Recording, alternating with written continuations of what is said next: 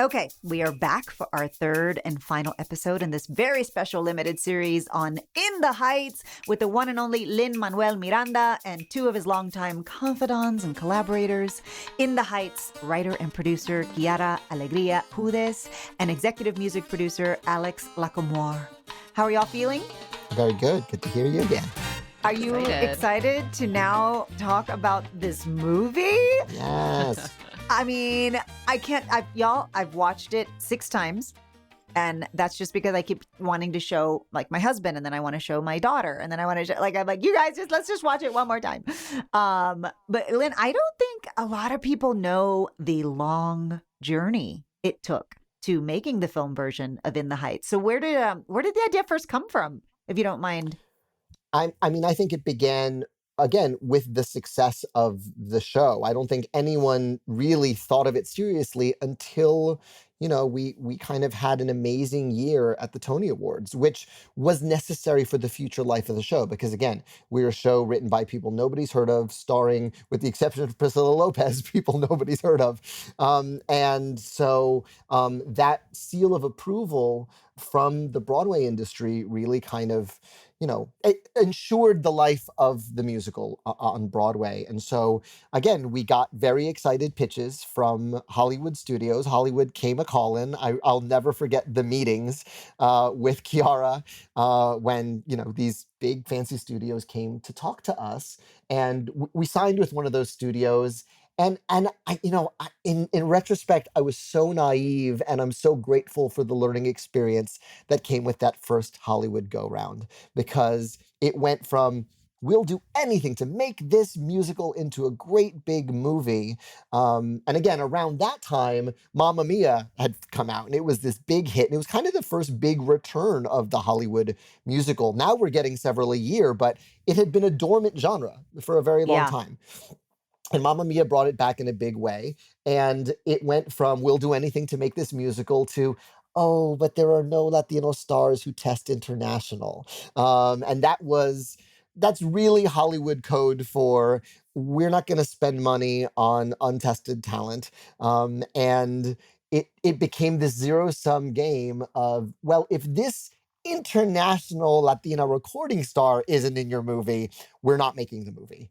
And again, that's Hollywood passing the buck to the music industry because they're not in the business of making Latino stars. So it's this self-defeating cycle, and you know it better than anyone. We don't have quote unquote Latino stars that test international because we don't put Latinos in movies. Right? In chicken or the roles. egg? The chicken or the egg? How can I be a star if you don't put me in your movie? Correct. And so, again, I bear no ill will towards this international recording star for whom it would have cost money to be in this movie. And they didn't do it, and the movie went into turnaround. And Kiara and I looked at each other, and again, I thought I was going to play Usnavi in that movie. But this was 10 years ago. This was 10 years ago. You can still find interviews on YouTube. I auditioned for it 10 years ago. I met you 10 years ago. I mean, again, and like it was just like, yes, but you don't have quote unquote this, like, again, which is Hollywood code for fear. It's just fear. And in a lot of ways, time sort of caught up with us, and we went back to the drawing board. We went to many different directors, many different folks. And in around, I think 2014 or 2015, well, a couple of things happened. One, I met Scott Sanders, who is the producer of our film, for the first time. The week after In the Heights closed, I got a gig playing a very small part in a Disney movie called The Odd Life of Timothy Green. It was really one of the first movies I ever worked on. And Scott Sanders was the producer of that movie. And he's a film producer who also produces theater. He produced The Color Purple on Broadway. And he sort of turned to me between scenes and was like, what's going on with the In the Heights film? And I was like, nothing. Like, just nothing. And he goes, well, that's insane. And really kind of made it his personal cause to get this movie rolling again. And then suddenly Kiara has like time and distance from the original Broadway musical. And I want you to talk a little bit about the sort of the writing of that screenplay, because I think the updates you did are so brilliant. Yes. And I don't think they could have happened in 2009 when we were so close to what we had just made. Yeah. And because the movie industry it's a different pace. Kiara, how did you approach it to adapt? Because it's not like, let's just throw it up. Let's just throw it up. Right. And how the musical was like, it's just going to be the same. Because there was a lot of adjustments and seamless. Like the movie I loved the musical and I loved the movie. You know, when you're like, oh, the musical was better or the movie is so much better. Like this, you did such a good job at adapting this for film. I mean, there were some things I knew going in, and there were some things that were just a matter of trial and error. So the big like above the fold ideas going in was I knew there was still going to be a need to cut songs and probably cut characters just so that the film could not only focus more but also breathe. You don't want the film to feel like it's just crammed full of a bunch of things and you're just trying to get to the next thing. You want it to breathe a little bit. I wasn't sure which ones though, and that took trial and error. The other thing that was really exciting about doing the film, and I was a more mature writer now also, it was that I did have time and distance from the stage show, but I also had a lot more confidence. I had spent years writing my own plays and following my vision as an artist. So I was clearer on what stories I wanted to put into the world too. And it was really exciting to return to In the Heights with that, kind of more mature sense of purpose. And so the other thing that was really exciting was on stage, it's basically set outdoors on the block. You go to a few kind of interiors, but it all feels like it's outside because that's the unit set that never changes. But I'm like, I want to go into Abuela Claudia's living room. Yeah. And Her how does a kitchen. conversation, her kitchen, I want to The see what her stove. pots I look could like. smell the food. I wanted to see it. Yes. And John Chu was so right there about that, about these little, Abuela Claudia has a line, little details that tell the world, and that's what a close-up on a screen in a movie theater can give you. That theater, if you're sitting, you have to make the best piece you can for the back row of the audience. You don't get those little details in the same way. Yeah. And I was so excited to know, like, how does Abuela Claudia talk to Nina and Usnavi in a different way when she's in the privacy of her living room or over her stovetop? That's a different conversation than they would have out on the stoop. Also, I want to see, what was her Cuba? Yeah. What was her plaza? What were those birds there? I want to, there's no reason man. not to. We can go there. That I want to chills. see Usnavi's beach. Yeah. He Yeah. wants to see his beach. I want to see it too. I want to see what does it feel like for Usnavi to get that water lapping on his feet. It's not Yeah. just, oh, it's paradise. Oh, it's beautiful. Yes, it's those things, but it cuts much deeper for Well, him. I don't want to do any spoilers, but that payoff at the end is just genius. It's just beautiful. Thank you. Thank you. What was so thrilling, just that first trailer when you see Usnavi narrating and he's on a beach. If Yeah, you're you're a like, oh, fan of the God. show, Oh, you're God. like, Yeah, I said that. I said that to my husband because my husband never saw it. And I go, oh, God. Oh, my. What did they do? Well, another thing that especially with John Chu, we talked about a lot was, when you go to see a Broadway musical, you're just expecting them to break into song. It's natural. It's the stage. It's all make-believe. Make-believe works a little bit differently on screen. And so how do you transition into a song without it feeling like awkward and a little Yes. embarrassing? And so I wanted Uh-huh. to create a convention that, like, Usnavi's literally looking at us, direct address, telling us a story. And if we know he's telling the story of what happened to him on those days in the Heights, then we know he's an unreliable narrator. We get to go into his point of view. He experienced something like a song, and I put that line in, the streets were made of music, so that we know that's just how he saw the world. He's just a good Yeah. storyteller, basically, as opposed to like, oh, awkward, we just pivoted into song. There are so many things I love about this screenplay that you guys did that updated it from the play, which was contemporary storylines. You did a dreamer storyline. That, Yeah. that storyline, I was like, oh my gosh. And it was so, like, it was real and authentic. It didn't feel like you're like, oh, let's jam in something contemporary into this script. What made you decide to pull that storyline in? One of the things I really loved and connected with, Sonny's a character I relate to a lot, and I loved writing jokes for Robin de Jesus on Broadway because I knew his voice. You start writing, just like Lynn was writing songs for Chris Jackson, I was definitely writing jokes for Robin de Jesus. and they're funny. His character is a lot of comic relief.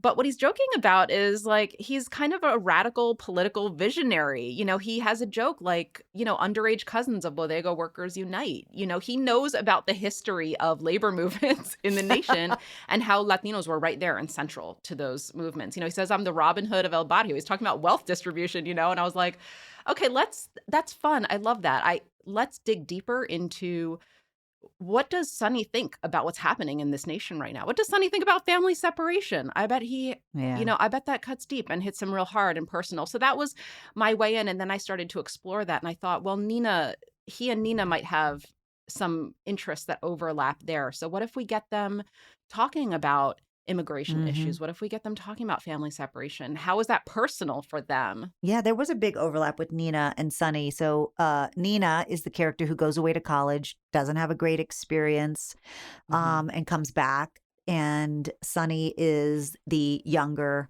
cousin of Usnavi, for anybody who doesn't know the play. I loved how you intertwined those two storylines. And I loved Nina's fight with her father at the table of going, you're not listening, and how hard it is for first generation college goers to get to a Yale or a Stanford, even any college, by the way, and just feel out of place. And it's something, it seems like on the surface, Kevin, who's the father, should relate to Nina and understand, because he came here from Puerto Rico. And so he had to build a life. And so he doesn't understand that she felt alienated. He's going, so just keep going. What's the big deal? Get over it. But she's pointing out these kind of subtle distinctions that he doesn't notice. She's like, well, when you came here, there was a Latino community to build those relationships. She's like, there is not a Latino community I've been able to tap into at Stanford in the same way. So she feels a cultural dislocation that's distinct from her father's, journey. And so she has to get it through his thick skull, like, no, papi, you faced your own version, but I'm facing my version now. And I don't have all the answers yet. And it's different than what you experience. Yeah. I remember running into Lin-Manuel, and I want to talk a little bit about John Chu when he came on, because you were like, I was hoping for hope we can get 25 dancers in the street. And here comes John Chu off of Crazy Rich Asians, and he goes, 20, we need 1,000. Like he just upped the game with the vision. Lynn, can you speak to why John? Why did you go with John, which was a genius choice? And people don't, if you really go down the rabbit hole of his what he's done in the past, like people go, oh, Crazy Rich Asians. Like, no, he's done so many other musical projects. And so I felt like he was a perfect match for this. But what did he bring to the table? Yeah, well, first of all, when we sat down with John for the first time, I knew he could deliver a musical number. That was the one thing I knew, because I saw Step Up to the Streets opening weekend, and I love the dance sequences in those movies that he made, and the web series and things he made with like Legion of Extraordinary Dancers. I knew he was able to film dancers and capture them in a really brilliant and kinetic way. That's sort of all I knew before I sat down with him, and Scott Sanders sort of sat me down with him. But what we sort of quickly realized, it was not unlike meeting Kiara for the first time. It was very much the like, oh, you're like me. First generation, his dad came Chinese American and started a business, and it's like now a thriving, successful business. He's Chef Chu, and well known in the Bay Area. But he was like us in that he was running around between his parents' legs at their business, an immigrant-owned like local business, and then to be the one kid of many kids to be like reaching for a video camera when your parents have made miracles happen for you to have a better life. And I'm going to go into the most unstable, insecure career choice. That's something that was a lived experience for him, and it is a lived experience for many of the characters in our show, redefining the nuance of what home means to us when we honor the experiences of our parents who made a way where there is no way. And again, we met him before Crazy Rich Asians had happened and had been released, but he instinctively knew this isn't a little musical. This is a big musical. These are relatable characters, but they have big dreams, and we have the right to reach for that. And I think Crazy Rich Asians was really him learning about his power and how to use it to tell Wow. that story. And again, he created a lane where none existed. And now Gemma Chan is in a Marvel movie, and Henry Golding opens movies. But again, like, to give the lie that we heard 10 years ago, we don't have stars at Test International. He made a big Yeah. movie and made a generation of stars.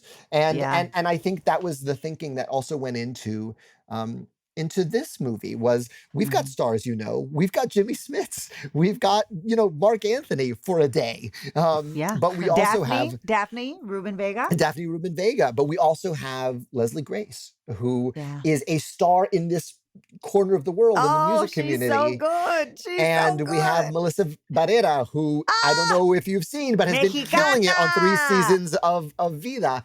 Yeah. Again, like, really intentional Yeah. about making a lane for us and dreaming bigger than all of us. I wish I were on the location scout where Kiara was with John and they went to Highbridge Pool and were like, Oh my God. 96,000. Because again, in your screenplay, that was on the block, and there were fantasy sequences inside of it. And then Yeah. you guys go visit Highbridge Pool on 175th Street and go, oh, Yeah. this can be so much bigger. And I think he always reached for the idea you couldn't do on stage.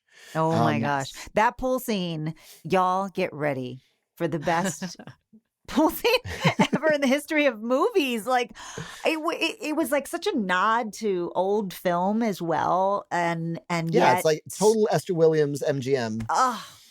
total. We were done our location scout, by the way. It was raining, it was cold, we were done, and we're driving away, and John Chu looks at me and he's like, is there anything else in the neighborhood that we should see, that I should just see so I have a sense of it? And I was like, well, we're not too far from the pool, but I'm sure it's closed, and I'm sure the pools are drained. And we in the rain kind of snuck around back where there's a wrought iron fence so that you can peek through, but it doesn't look like anything because the pools are drained. It's kind of like a drag of an empty space. And then we're kind of like giggling in the backseat of the van after that, and we're like, could we? Could we? And we were still asking, could we? Like 2 days later, and we were like, there are shots in that sequence I don't know how he did. I don't know how he did. I look at that sequence and I go, that's just, he's a genius. I mean, he's a genius in how he shot it, in that song. I mean, the song and how everybody's in it, but it doesn't feel it's just a beautiful, beautiful scene and sequence and song. Tiptoe and we'll get the dough, and once we get going, we're never gonna let it.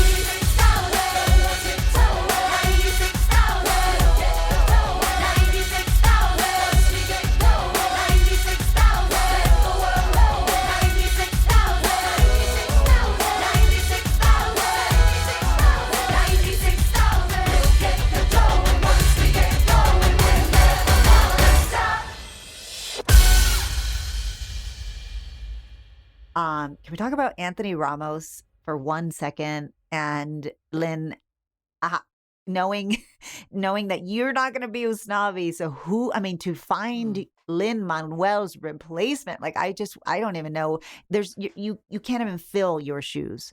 And Anthony did not only a great job, he owned it and he knocked it out of the park. Can we talk about, like, he is so charismatic, he jumps off the screen. I just want to like kiss his face every time he comes on screen. Well, everyone wants to kiss his face. That's how you know you have a movie star on your hands. Like, I felt that way when he walked into the Hamilton audition room and performed my shot. Like, he wanted to devour the room. Again, I had the good fortune of performing Hamilton with him for a year and a half, where he literally played my son in Act 2 every night. And but then the real stroke of good luck came when he actually played Usnavi in a production of In the Heights at the Kennedy Center. And it was directed by another Heights alum, Stephanie Clemens. He was replacing an actor who got injured at the last minute and just sort of tagged in as a favor. And I will never forget seeing him in that role. It was this very out-of-body experience of like, oh, I wrote this role all those years ago so that you could play it someday. Like, that's why I did Oh, that. I wow. played Usnavi, but you are Usnavi. And Wow. that's truly how it felt to see him in that role for the first time. And then it was just a matter of like introducing him to John and seeing if John felt the same way we did. But it was, he's a star, and he comes to it so effortless. Like, Anthony doesn't have to put anything on to be Usnavi. Like, he is someone who is the heart of a community. He is someone who is the center of his circle of friends and loved ones, in such a grounded and real way. And he's gorgeous and can sing and dance and act. But like, Yeah. he Yeah. just it fits him. Like, it's like I made this suit 10 years Hmm. ago, and like, here comes this kid and it fits him perfect. I don't have to alter a word Yeah. of it. He's great. And it's not just an emotional connection. It's, I mean, even his facility with the rhymes and the flow is so fluid. It's so easy. You know, Oh you don't hear man. him working. He makes it sound easy, Yeah, and he's it is Yeah. Neo. not easy. Yeah. He's Neo. He's just like, he was born to do it. I was going to ask Alex about that. Like, being with this project from the beginning and then moving it to the film side musically, it so much honors the play, but it's such a new thing. It's its own thing, the film, Yeah. and the music is different in a beautiful way. How was that approach? Like, what did you have to do differently? Yeah. So what I loved is the opportunity that we got to just really like make the music as authentic as possible, as rich as possible, as powerful as possible. When you're watching a theatrical performance, right, the music lands on you in a different way as an audience member, right? Because you're hearing something live, you're focusing on a lot of different things, you're feeling the vibrations in the air, right? The sound travels through the speakers in a certain way that like maybe little mistakes might not come across in a certain way. But when you're making a record, which is essentially what a movie is, right? All those details Yeah. come into focus. And when one thing's out of place, or something just doesn't sound quite right, or the performance isn't there, you feel it and you notice it. It's magnified because you're seeing it on a Right. big screen, or you're hearing it on headphones, or whatever it is. So here we have this opportunity that, for example, if there is a section of It Won't Be Long Now that has a bachata groove, then like, let's call a bachata specialist who come in and play the guitar on that, right?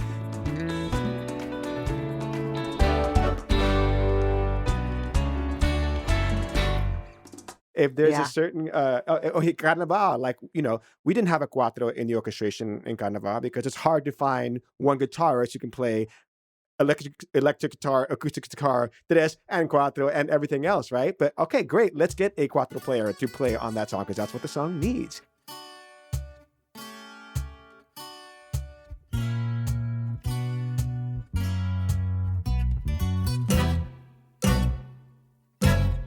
Right? Wow. 96,000. Like, wouldn't it be great to have Mike Elizondo, like, who produces hip hop tracks and has like low end for days when he plays bass? Like, let's get that guy to play on the track.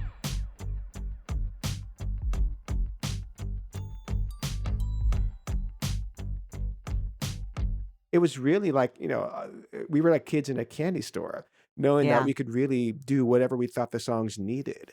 And Yeah. everything just got magnified in the best possible way. Like, we went from 6 horns on Broadway to 9 horns for the movie, right? We had 2 percussionists and a drummer. Well, let's have 4 percussionists and a drummer because we got to have that 4th guy on the guido playing the groove. It's like Yeah. all of a sudden we get to do, just take the song to that next level. And my co-executive music producer, Bill Sherman, his tagline was like, hey, we have to make Heights 2.0 musically.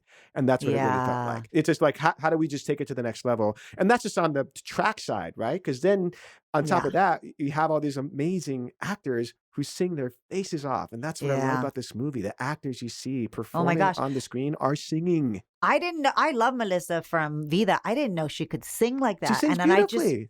I just met Leslie Grace, and I was like, oh my God, Yes. you are a singer who is now acting. Like, I was Yes. like, oh, but Corey Hawkins, what a great Yes. choice for Benny. He's amazing. Amazing. And one of the Amazing. things I love the most is that, again, me being able to bring in all the institutional knowledge I had about the show just from having been around it and having lived in it and having heard Lynn talk to actors about what the songs are meant to evoke, and being with Kiara as she's creating the scenes and knowing what the message is supposed to be.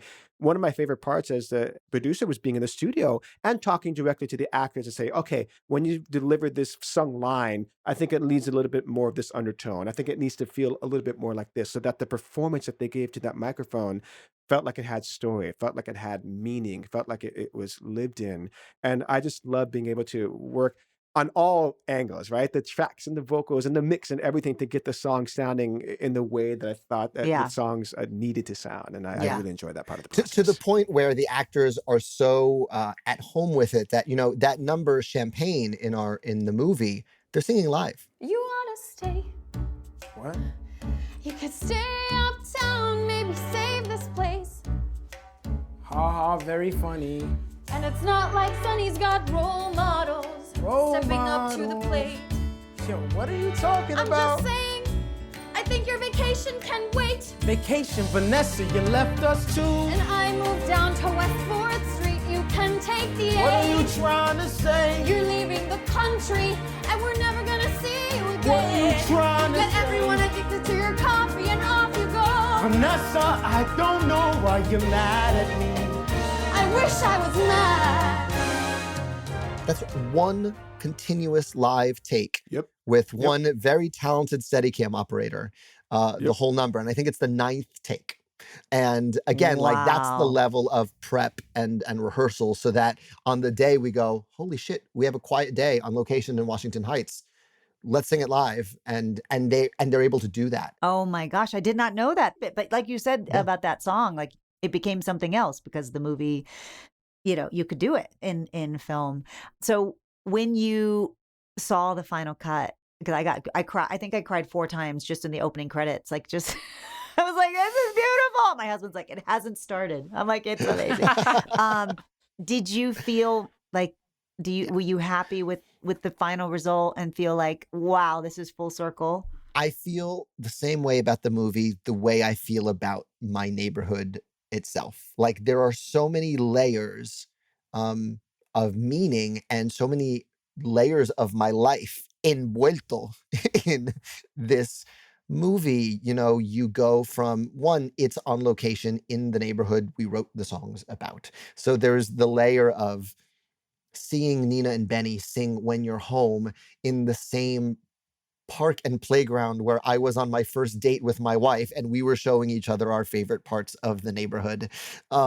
Seeing, again, those Easter eggs of Seth Stewart, our original Graffiti Pete, as the bartender in the club. Seeing our original cast singing The Hydrants Are Open in that final scene. The ice cream man. The ice cream man, played by sometime Lin-Manuel Miranda collaborator Christopher Jackson. Again, like layers and layers, like there's the layers of the writing the experience, there's the layers of performing the experience, and then there's this new layer of this incredible company of actors who've brought it to life on screen, and them finding community. Like I can't watch Carnaval del Barrio in the movie without thinking about the fact that we only had one day to get it. One day to capture an 8-minute musical number from sunup to sundown, and the joy and the triumph, and hearing Anthony Ramos being like, this is for the culture, let's go, and cheering us on at every turn. And I feel the same way. Again, I live not far from where I grew up. I walk 5 blocks and I'm 15 years old again, writing bad poetry in the cloisters. Or I'm walking by the apartment building where I took piano lessons when I was 7 years old. So to have those layers of experience in the film as well is really, really a joy. Wow. And the poignancy too of coming out of this pandemic and seeing people singing and dancing in the streets and finding community with each other, which we're all rusty at right now. Like, what does it, like, we're all kind of squinting and walking back into the sun. Like, oh yeah, remember kissing? Like, remember like dancing with our friends at a club? Like, Yeah. we've all, you know, for very good reason been hunkered down, and to see a movie that was filmed before this happened and is such a celebration of what Yeah. community can do when they're together, it, again, like hits on still another level. Yeah. You guys, Lynn, I can't even tell you what this movie means just to see it on screen. Well, and listen, to see... I remember you championing us when we first went out to LA with the show, and that's when we became friends. So, we go all the way back with this thing. So I love you. I'm so grateful to you for doing this. So this June 11th, we're going to celebrate a world of dreams and community and music and dance and food and romance and family in the Heights, June 11th in theaters and on HBO Max for 31 days. That's a wrap. Thanks for joining us. We will see you all on the My Cultura podcast network from iHeartMedia. So much cool stuff happening there, including my very own podcast. So stay tuned for that and more from some of the most iconic Latinx voices and creators. See you soon. Bye.